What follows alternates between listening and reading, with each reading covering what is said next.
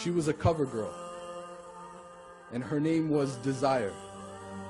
And she could devour that lump of flesh from within your chest with a vicious bite. I'm talking complete domination of the heart, where she would leave no room for Allah and take most of the vacant space for herself. But lately she's been struggling.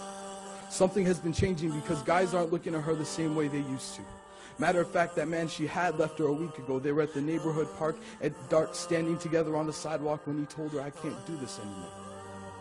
We were born Muslims. If I die right now, what happens to my soul?"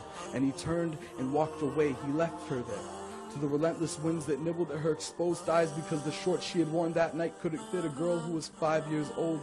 It was cold. Left to her own thoughts and memories, she begins to walk home. It flashes back to when she was 13.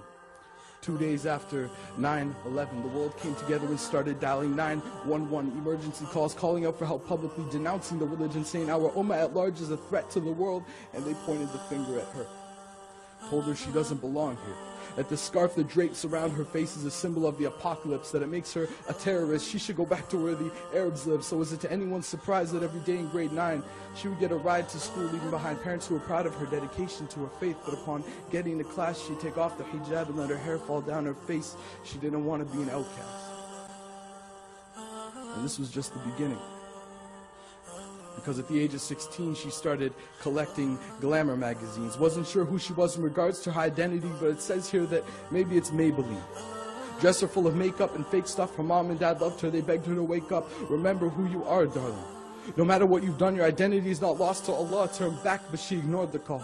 Continued on her free fall into a deep desire and love for this all the world, which grabbed her by the throat, had her spiraling into emptiness and confusion. The voice in her brain begged her, please, make it stop, and she wanted to. But the evil forces had battled away all conviction of good, so her attitude was that of ingratitude. A once faithful hijabi, swallowed whole by this multitude of societal issues, and when she thought it couldn't get any worse, she met a boy. He was everything she ever wanted. He was perfect, flawless.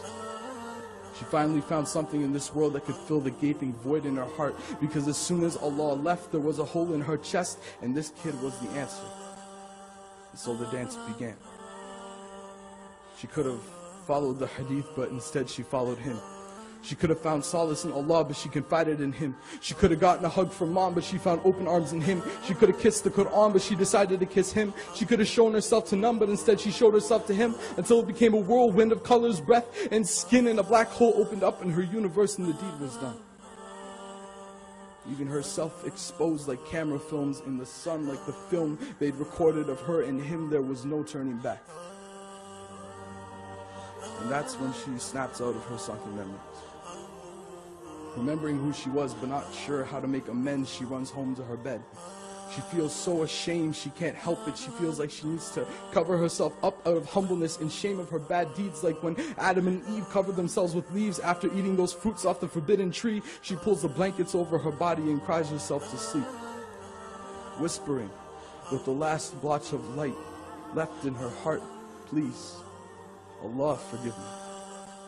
Please, Allah forgive me. From there it was quite a long journey. Asking forgiveness from her parents, going back to prayer. She lost all her friends, but their souls were transparent anyways, and she knew it. She needed structure, but it's hard to do, so every time she feels like going back, she remembers. She was a cover girl. Now she's a covered girl.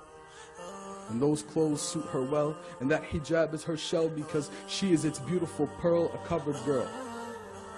Her name is admired, and she fears Allah. Jazakallah khair.